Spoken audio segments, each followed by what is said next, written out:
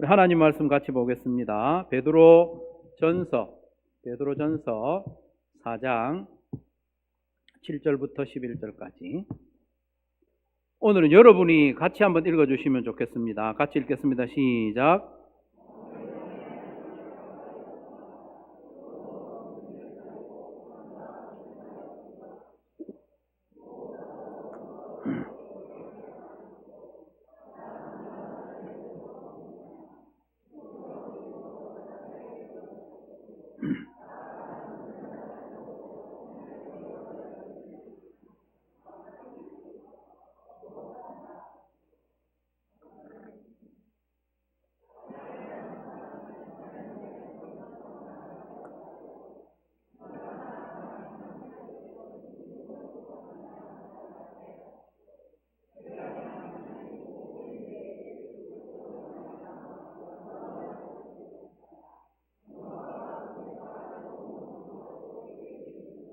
아멘.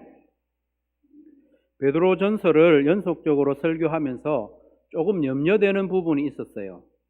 뭐냐 하면 이 베드로전서의 내용에 보면 좀 강조되는 부분이 나그네, 우리는 나그네다. 그러면서 나그네로서 이 땅의 삶에 고난이 있다는 말씀이 자꾸 나오기 때문에, 한 번 나오면 좋은데 자꾸 나오니까 좀 부담스럽지 않겠나. 4장에서도 마찬가지입니다. 우리가 읽은 본문 앞뒤로 다 고난에 대한 이야기입니다. 그래서 신앙생활 시작한 지 얼마 안 되는 부분들이 이거 큰일 났네, 물을 수도 없고 고난이 이렇게 많단 말인가 이렇게 오해할 수도 있고요. 신앙생활 좀 하신 분도 믿음의 내용이 선명하지 않은 분들은 마음에 갈등이 좀 있을 수 있겠다 싶어요. 이거 어떡하나. 기침이 문제가 아니고 고난이 문제입니다. 그런데 너무 걱정 안 하셔도 됩니다. 고난은 일부분입니다. 고난은 기회이고요. 일전에 새롭게 하소서라는 간증 프로그램에서 탈북한 정윤아 씨 간증을 들었습니다. 정윤아, 여러분도 한번 다 보시면 좋겠습니다. 이왕에 유튜브를 보시려 하면 새롭게 하소서 이런 걸 보시기 바랍니다. 정윤아 씨가 간증을 하는데, 탈북하는 시간부터 또 중국에서 체류하면서 동남아로 넘어가는 과정에 제 기억으로 라오스인가 미얀마인가를 거쳐서 태국 거쳐서 대한민국으로 왔는데, 그 과정이 얼마나 힘이 들었는지 참 눈물 없이는 들을 수 없는 그런 고난의 연속이었습니다. 그런데 지금은 그분이 우리 대한민국에서 행복하게 잘 살고 있어요. 자유를 누리고 믿음 생활도 잘 하면서. 그분에게 한번 물어본다고 칩시다. 당신 탈북하는 과정에 고난을 그렇게 많이 겪었다고 그러는데 탈북한 거 후회합니까? 물어보면 뭐라고 대답할까요? 아니라고 그러죠. 당신 그 고난 지워줄 테니까 다시 북한에 가서 살래요? 물어보면 절대로 그렇게 하지 않는다고. 여러분은 어떻게 하겠습니까? 여러분 입장이라면 고난이 있다고 그래서 이 자유 대한민국, 풍요로운 대한민국에 살 수 있는 기회가 있는데 안 하겠습니까? 기어이 하죠. 탈북을 하죠. 그리고 북한에 머물러 산다고 해서 고난이 없는 게 아니에요. 굶주리고 비참하고 자유가 제한되고 그 삶이 사는 게 아닙니다. 이 땅에 나그네로 살아가는 우리도 마찬가지입니다. 내가 이 땅에 나그네로 살지 않고 이 땅의 사람들과 같이 이 땅에 영원히 살 것 같이 정착민으로 살아간다고 해서 고생과 고난이 없는 게 아니에요.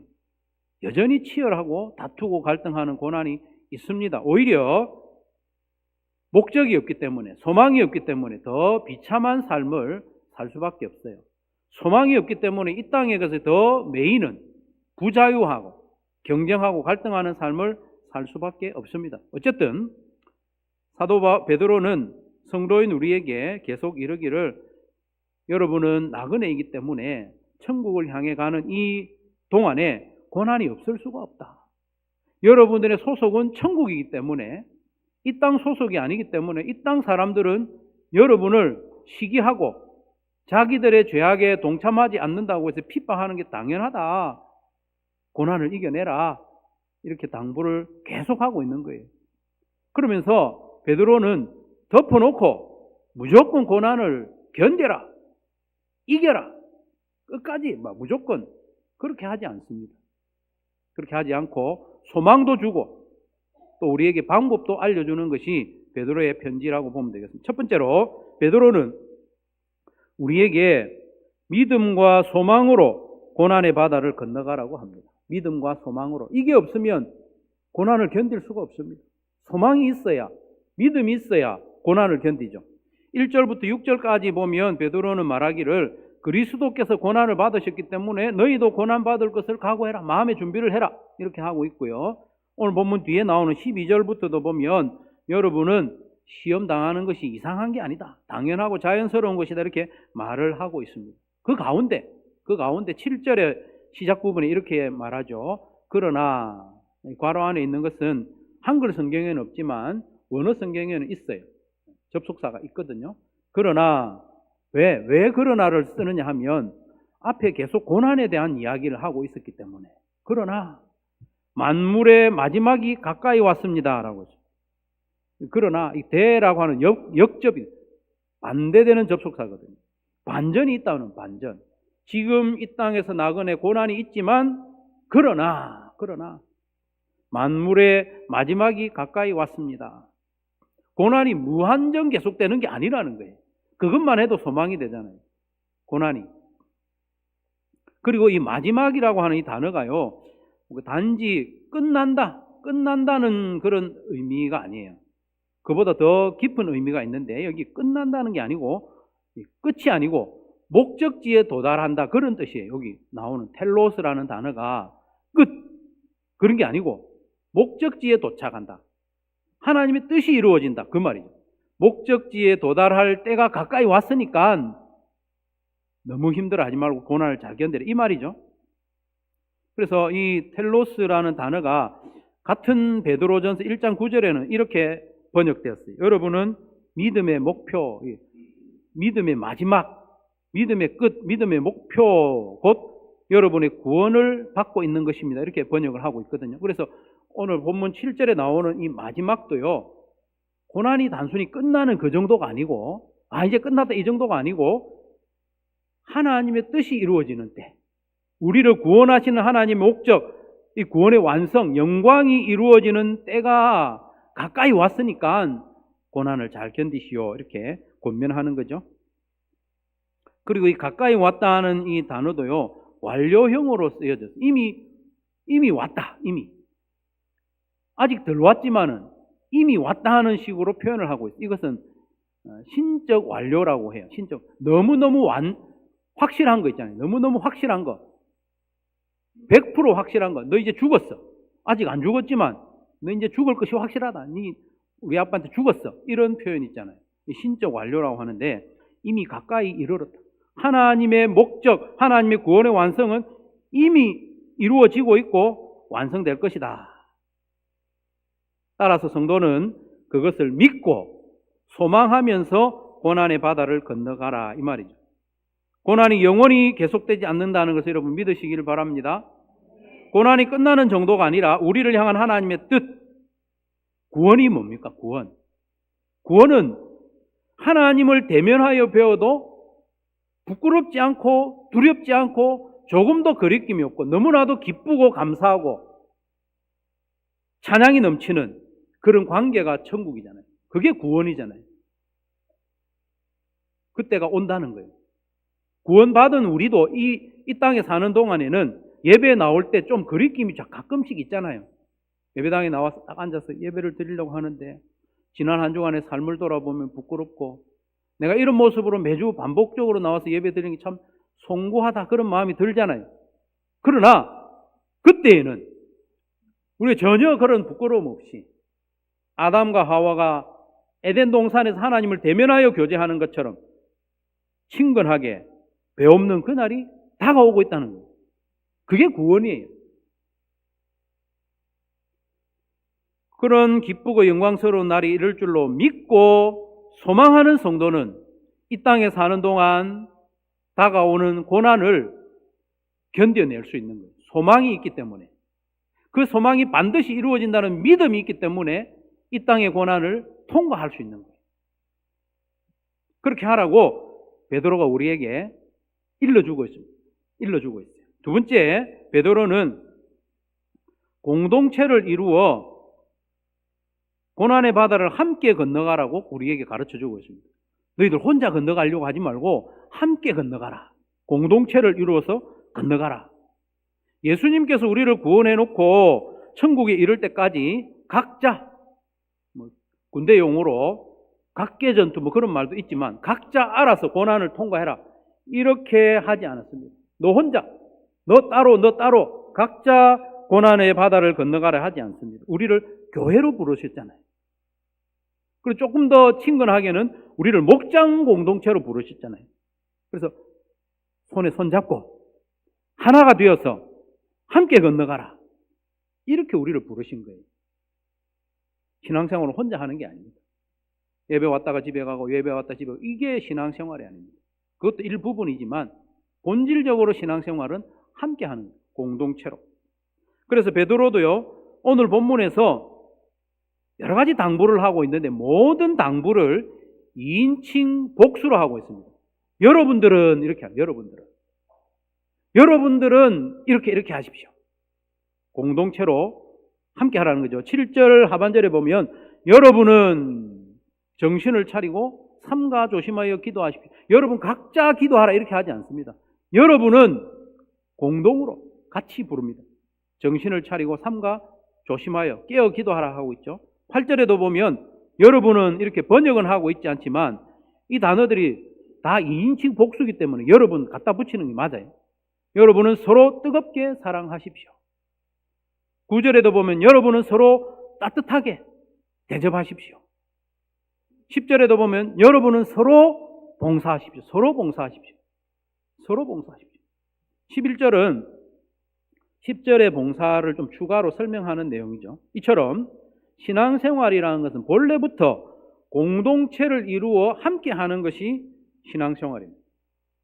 베드로는 한참 고난에 대해서 이야기하다가 그 고난을 잘 통과하도록 하기 위해서 여러분은 단단한 공동체를 이루어야 합니다. 이렇게 말하고 있는 거예요. 당부를 하고 있습니다. 어느 분 카톡 이렇게 문구에 보니까 빨리 가려면 혼자 가고 멀리 가려면 같이 가야 된다. 이런 말 정말 좋은 말인 것 같아요. 같이 가야 돼, 같이. 전도서 4장 9절에서 12절에도 보면 이렇게 말씀합니다. 같이 한번 읽어보겠습니다. 시작. 혼자보다는 둘이 더 낫다.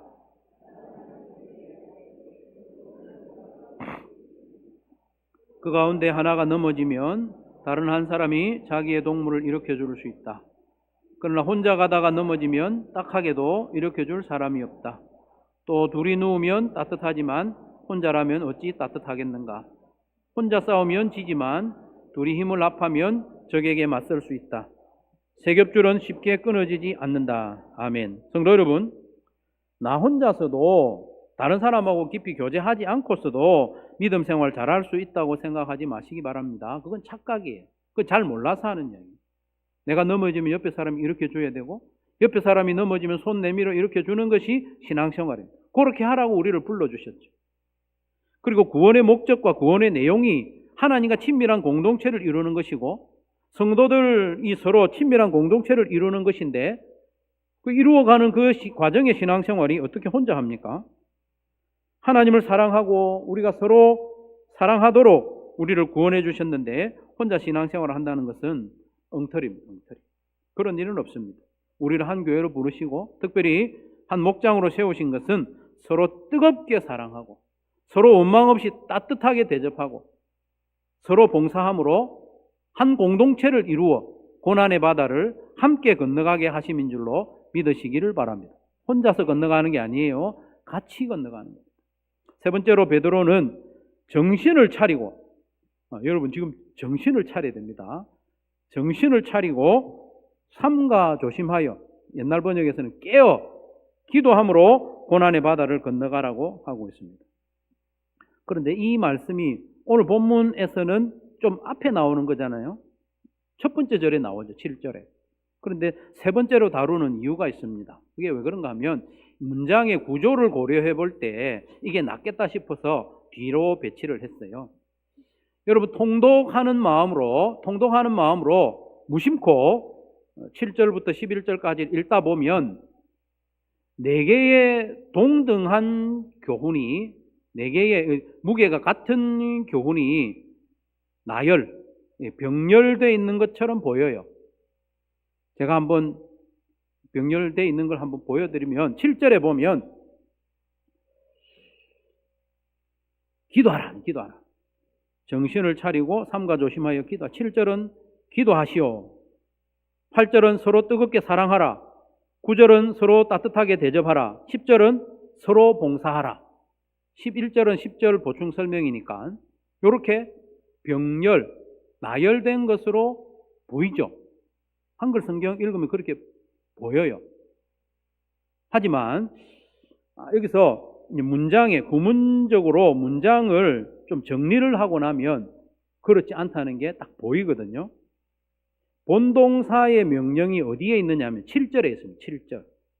그리고 8절, 9절, 10절은 이 본동사의 권면 아래에 종속되어 있어요. 종속. 모두 분사형이거나 형용사로 7절에 종속이 되어 있어요. 그래서 7절의 명령이 8절, 9절, 10절을 거느리고 있다 이렇게 보셔도 됩니다. 그래서 때로는 이 문장의 구조가 메시지가 돼요. 문장의 구조가 메시지가 되는 경우가 많습니다. 이 문장의 구조를 잘 모르면 1. 기도하라. 2. 사랑하라. 3. 대접하라. 4. 서로 봉사하라. 이렇게 병렬 구조로 그렇게 봐도 돼요. 뭐 다 성경 안에 있는 내용 그렇게 봐도 되지만 구조를 할 때 메시지가 분명해지는 거죠. 그래서 조금 입체적으로 볼 수 있도록 말씀을 드리면 한번 띄워주시면 7절이 이렇게 해요. 정신을 차려라. 조심하라. 삼가 조심하라. 이게 두 개가 동사예요. 기도는 명사입니다. 그래서 기도 명사인데 복수거든요. 기도들을 위하여, 기도의 삶을 위하여 정신을 차려라. 삼가 조심하라. 기도를 위하여. 8절에 서로 사랑을 유지하면서, 여기서 사랑하라는 동사가 아니에요. 사랑도 명사입니다. 명사인데 유지하라는, 유지하라는 분사형의 명령이에요. 사랑을 유지하면서. 9절에는 서로 대접하는 자가 되어서, 이게 형용사거든요. 서로 대접하는 자로서. 10절에 서로 봉사하면서. 그래서 8절, 9절, 10절은 7절에 종속되어 있습니다. 11절은 아까 말씀드린 대로 서로 봉사하는 거예요. 서로 봉사하는데 두 가지로 나누어져 있죠. 한 가지는 말로 하는 봉사. 두 번째로는 행동으로 하는 봉사. 11절에 그렇게 나와요. 말로 하는 봉사는 뭘까요? 말로 하는 봉사, 그건 설교나 권면이나 위로나 가르치는 건 이런 거죠. 행동으로 하는 봉사, 이런 것은 그 외의 모든 봉사를 가리키는데, 그런데 사실 7절의 본동사는 아까 말씀드린 대로 기도하라가 아니에요. 기도하라가 아니고 정신을 차려라. 삼가 조심하라. 깨어라. 이게 동사이고 기도는 명사입니다. 명사. 이거 뭐냐 하면 정신을 차리고 삼가 조심할 때 기도를 제대로 할 수 있다는 거예요. 기도해야지 이렇게 생각한다고 할 수 있는 게 아니고 정신을 차려야 돼요. 그리고 삼가 깨어 있을 때, 삼가 조심하고 깨어 있을 때 그걸 강조하고 있는 거죠. 어떻게 해야 기도할 수 있느냐, 그걸 가르쳐 준다고 볼 수 있어요. 여기서 정신을 차리라, 삼가 조심해라, 이 말은요 재밌는 단어예요. 요 근제에는 어떤 의미가 깔려 있는가 하면 술 취하지 않았다는 뜻이에요. 정신을 차렸다는 말은 술 취하지 않았다는 거예요. 삼가 조심하다, 깨어 있다는 이 말도 술 취하지 않았다는 의미가 그 밑에 깔려 있어요. 그래서 7절에 정신을 차려라, 삼가 조심하라 이 말씀은 어떤 것을 염두에 두고 하는 말씀이냐? 4장 3절에 나오는 말씀을 염두에 두고 하는 거예요. 4장 3절의 내용이 뭐냐 하면 믿음 이전에 살아갔던 삶의 패턴이거든요. 그런 식으로 살아가지고는 기도를 못한다는 거예요. 4장 3절 믿음 이전에 어떻게 살았느냐? 제가 읽어드립니다. 여러분은 지난날에 이방 사람들이 하고 싶어하는 일을 하였으니 곧 방탕과 정욕과 술 취함, 여기 술 취함 나오죠. 술 취함 이것이 모든 것에 영향을 미쳐요. 관락 이것도 술 취함하고 연관이 있죠. 연회 술 취함과 연관이 있죠. 가증스러운 우상 숭배에 빠져 살아왔습니다. 그것은 지나간 때로 충분합니다. 이미 이제 지나갔으니까 그런 생활을 하지 말라는 거예요. 그런 생활을 안 할 때에 뭐가 따르느냐? 고난이 따라온다는 거예요. 왜? 세상 사람들이 자기들이 다 하는 것, 즐기는 것 안 하는 성도들을 보면서 시기하고 핍박하고 고난을 준다는 거예요. 그래서 요것을 염두에 두고 7절 하반절에서 정신을 차려라, 삼가 조심하라, 술 취한 듯이 살아가는 그런 삶을 정리하라. 그래야 기도 생활할 수 있다. 그렇다고 꼭 이 방탕하고 술 취하고 관락에 빠지고 연애에 빠져 극한 그런 모습이 아닐지라도 성도로서 그런 것까지는 아닐지라도 성도가요 시간 사용해서나 또 에너지 사용해서 물질 사용해서 절제하지 못하면 기도 생활이 이어질 수가 없다는 거예요. 기도 생활을 지속할 수도 없고 그 기도 생활에 힘도 실리지 않는다. 그래서 기도 생활을 제대로 하려면 정신을 차려라. 삼가 조심해라. 예전에 하고 싶은 대로 하던 그런 삶을 정리해라. 하고 싶은 거 다 하고 보고 싶은 거 다 보고 먹고 싶은 거 다 먹고 즐기고 싶은 거 다 즐기고 언제 기도합니까? 언제 기도합니까? 그렇게 하는 삶에서는 기도할 수가 없습니다. 그러면 기도가 왜 뒤에 나오는 이 사랑과 대접과 봉사를 거느리고 있느냐? 왜 그런가 하면 이 기도 생활이 기본이 되어 있어야 사랑을 유지할 수 있습니다. 한 번, 두 번 사랑하는 거는 사랑할 수 있어요. 이 사랑을 유지하는 거, 이건 기도 생활이 바탕이 돼야 돼요. 기도 생활이 기본이 되어 있어야 불평 없이 따뜻하게 대접하는 것을 할 수 있어요. 그런 사람이 될 수 있어요. 여기서 그런 사람이 되라 하는 거거든요. 그리고 기도 생활이 기본이 되어 있어야 봉사를 지속할 수 있습니다. 제대로 된 봉사를 지속할 수 있습니다. 봉사하면서 시험에 들지 않으려면 기도 생활이 기본이 되어야 돼요. 바빠도 기도 생활에 기본이 되어 있어요. 기도가 뒷받침이 되지 않으면 금방 지치고 또 모든 신앙생활의 패턴이 왜곡되기 때문입니다. 그래서 8절에 보면 뭐라고 합니까? 무엇보다 먼저 서로 뜨겁게 사랑하라. 사랑을 유지하라 했죠. 그 뒤에는 뭐라고 해놨습니까? 사랑은 허다한 죄를 덮느니라. 언뜻 보기에는 8절에 그냥 두 문장이 그냥 각각 있는 것 같지만 여기서도 사실은 조금 아쉬운 게 접속사가 있어요. 무엇보다도 먼저 서로 뜨겁게 사랑하십시오. 왜냐하면 접속사가 있어요. 희나라는 접속사. 왜냐하면 사랑은 허다한 죄를 덮기 때문입니다. 사랑은 여러 가지 모양으로 나타나죠. 그런데 오늘 본문 8절에서는 사랑의 어떤 부분을 강조하고 있습니까? 죄를 덮어주는 것.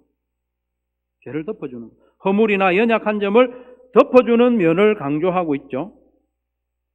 왜 그런가 하면 고난의 바다를 지금 건너가고 있는데 공동체를 이루어야 되는데 한 배에 탄 사람끼리 죄를 덮어주지 않고 허물을 덮어주지 않고 자꾸 까발리고 흉보고 갈등하면 이게 안 된다는 거예요. 공동체를 이룰 수 없기 때문에. 공동체를 이루기 위해서는 덮어줘야 돼요. 까발리지 말고. 고난의 파도가 막 치는데 서로 미워하고 한 배에 타가지고 갈등하고 꼴보기 싫다고 노저을 때도 박자도 안 맞추고 방향도 틀리게 하고 이렇게 하면 안 되잖아요. 맞추어줘야 돼. 덮어줘야 돼. 공동체를 이루라는 거죠. 얼마 전에 그 동계올림픽 할 때 우리나라 사람들이 관심 있게 봤던 쇼트트랙 그 계주가 있잖아요. 여자 계주에서 걱정한 분들이 많았어요. 저 둘이 사이가 안 좋은데 한 팀에 되겠나? 다 소문난 거니까 제가 이야기합니다. 심석희하고 최민정 두 사람 실력은 좋은데 둘이 공개적으로 많이 갈등이 있었단 말이에요. 그래서 서로 밀어주고 해야 되는데 될 수 있겠는가? 예, 자기들이 덮어주고 옛날 일은 덮고 심석희가 최민정을 확 밀어줬대요. 그래가지고 1등 했잖아요. 그런 거하고 같습니다. 공동체를 이루기 위해서는 사랑의 여러 가지 모양 가운데 죄를 덮어주는 거, 허물을 덮어주는 거, 그게 있어야 한 공동체를 이룰 수 있습니다. 9절에 보면 불평 없이 서로 따뜻하게 대접하라. 그런 사람이 되라고 했죠. 고난의 바다를 건너가는데 서로 따뜻하게 격려해주고 위로해주고 대접해주고 할 때 우리가 힘이 나잖아요. 힘이. 그래서 계속 견디고 고난의 바다를 건너갈 수 있는 거죠. 그것도요, 정신을 차리고 삼가 조심하여 깨어 기도할 때 그게 계속 가능합니다. 기도 안 하면 누구를 대접하지 못해요. 불평 없이 어떻게 대접해요? 10절에도 보면 서로 봉사하라고 했어요. 서로 봉사하라. 서로의 필요를 구체적으로 채워주라. 세워주라. 세워주라. 잘할 수 있도록 세워주라. 부족한 부분 채워줘라. 그러면서 서로 공동체가 되고 튼튼하게 세워지는 거죠. 잘하는 거죠. 서로 그렇게 할 때에 우리는 고난의 바다를 함께 잘 건너갈 수 있게 됩니다. 10절 말씀을 한번 보시면 10절 말씀 보시면 각 사람은 은사를 받은 대로 하나님의 여러 가지 은혜를 맡은 선한 관리인으로 서로 봉사하십시오. 이게 조금 오해가 이해하기 조금 어려운 문장이에요. 뭐든지 다 좀 그렇죠. 각 사람은 은사를 받은 대로 하나님이 여러 가지 은혜를 맡은 선한 관리인으로 서로 봉사하십시오. 그래서 앞에 내용하고 뒤에 내용하고 따로인 것 같은데 따로따로 봉사하는 이런 내용은 아니고요. 그걸 조금 더 선명하게 이해할 수 있도록 번역을 해놓은 밑에 걸 한번 보시면 각 사람은 은사를 받은 것처럼 받은 대로 받은 만큼 서로 봉사하십시오. 이렇게 하라는 거예요. 그렇게 하는데 그 뒤에는 조금 부연 설명이죠. 하나님의 여러 가지 은혜의 관리인인 것처럼 예전 번역 성경에서는 청직인 것처럼 하나님께 받은 은사만큼 서로 봉사하는데 하나님의 은혜를 받은 청지기처럼 관리인처럼 해라. 서로 봉사하라는 것이 앞에 문장에 한번 걸리고 뒤에 문장에 한번 걸리는 게 아니고 앞에 문장에 각 사람은 은사를 받은 대로 서로 봉사하십시오. 이걸 끝났어요. 거기에 대한 부연 설명이 뒤에 따라 나왔습니다. 여기 보면 은사와 은혜가 나란히 나왔는데 이게 뭐 이렇게 오늘 설교에서 중요한 부분은 아니지만 같이 나왔으니까 설명을 잠시 하고 지나간다면 은사와 은혜는 같은 어원에서 나왔어요. 은혜는 여러분 아시는 대로 카리스죠. 카리스가 은혜. 은사는 카리스마 들어보셨죠? 은사, 카리스마. 은혜로 주신 선물이 은사입니다. 은혜로 주신 선물. 그래서 은혜하고 은사하고 어떤 식으로 조금 구분을 할 수 있는가 하면 은혜는 우리가 하나님께 받은 거죠. 받아가지고 그 혜택을 내가 누리는 거예요. 은혜를 받아서 그 혜택을 내가 누리는 거를 은혜라고. 은사는 하나님으로부터 내가 받은 선물, 그것도 은혜긴 하죠. 은사는 하나님으로부터 내가 받아가지고 다른 사람을 유익하게 하는 거예요. 그래서 은사를 가지고 다른 사람을 섬김으로 다른 사람이 유익하게 하는 거, 그건 은사입니다. 물론 은사도 나에게 유익한 점이 있어요. 방점이 그렇다는 거예요. 은혜는 받는 내가 그 혜택도 누리고, 은사는 내가 받아가지고 여러 가지 재능, 기회 이런 거죠. 하나님께 내가 받아가지고 다른 사람을 섬김으로 그 은사의 혜택이 다른 사람에게 돌아가는 그 방점은 은사다. 어쨌든 봉사의 핵심은, 여기서 말하는 봉사의 핵심은 뭐냐? 내 것으로 하는 게 아니고 하나님께 받은 것으로, 하나님께서 주신 것으로 한다. 그거예요. 여러분, 봉사를 내 것으로 한다고 생각하면 아깝습니다. 그리고 힘들어요. 봉사를 내 것으로 한다고 생각하는 사람은 나중에 억울해해요. 봉사 실컷 하고 억울해합니다. 시험에 드는 게 왜 시험에 드느냐? 내 것으로 한다고 생각하기 때문에 그래요. 그러나 내 것이 아니라 하나님께서 내게 주신 것, 하나님의 것으로, 하나님이 내게 맡기신 것으로 한다. 그렇게 생각하는 성도는 아깝지가 않아요. 왜? 본래 내 것이 아니니까. 힘들지도 않아요. 억울하지도 않고 시험에 들지도 않습니다. 왜? 내 것이 아니니까. 내가 봉사하는 모든 것은 실제로 내 것으로 하는 것이 아니라 하나님께서 주신 은사와 재능으로 하는 것임을 늘 기억하시기 바랍니다. 이걸 잘 기억하기 위해서 정신을 차리고 삼가 조심하여 기도하라는 거예요. 기도 안 하면요, 봉사 조금 하다가 내 걸로 하는 걸로 착각하는 거죠. 그리고 기도는 하나님으로부터 은사를 받는 방법이기도 해요. 내가 봉사하는데 부족한 것이 있으면 기도를 통해서 받죠. 기도는 그런 힘이 있습니다. 그리고 여기서 봉사한다는 말 자체가 심부름한다는 뜻이에요. 디아코네오라는 이 봉사한다는 말이 심부름한다, 디아코라는 단어에서 왔거든요. 그러니까 봉사는 하나님께서 내게 주신 은사나 재능이나 건강이나 재물을 가지고 그게 필요한 사람에게, 그게 필요한 곳에 배달하는 거예요. 배달. 심부름하는 게 봉사예요. 그래야 시험에 들지 않습니다. 내가 심부름한다 생각해야지 시험에 안 드는 거. 이건 내 건데 준다 이렇게 생각하면 아까워요. 아까워. 조금 봉사할 때는 안 아까운데 좀 점점 크게 할 때는 아까워요. 요즘 우리나라가 세계적으로 앞서가는 것이 배달하는 거잖아요. 우리가 배달의 민족이에요. 배달의 민족. 뭐든지 다 배달해요. 그래서 배달한다고 생각을 해야 돼요. 내가 배달기사다고 생각을 해야 돼요. 여러분 가정에 어떤 사람이 배달기사가 하루에도 한 2번 배달해 준다고 생각해봐요. 그 사람이 내가 이 집에 하루에 2번씩 한 달이면 60번 내가 배달했는데 이 사람 내한테 인사도 안 하네. 그렇게 생각할 수 있죠. 자기 걸로 하면 그렇게 생각해요. 근데 자기 게 아니니까. 자기는 배달하는 사람이니까 시험에 들 이유가 없는 거죠. 음식 배달해주면서, 피자 배달해주면서 이거 아깝다 이렇게 생각하는 배달 기사가 있겠습니까? 없습니다. 왜? 자기 게 아니니까. 내가 이렇게 많이 배달해줬는데 은혜를 모르네, 고맙다 소리를 안 하네, 배은망덕하네 이런 소리도 안 하는 거예요. 하나님께서 내게 주신 걸로 섬기는 거예요. 심부름하듯이. 그렇게 할 때 어떤 결과가 나타나느냐? 하나님께서 영광을 받으신다고 그래요. 11절 하반절에 보면 그리하면 하나님이 이 모든 일에 예수 그리스도로 말미암아 영광을 받으실 것입니다. 하나님이 영광을 받으신대.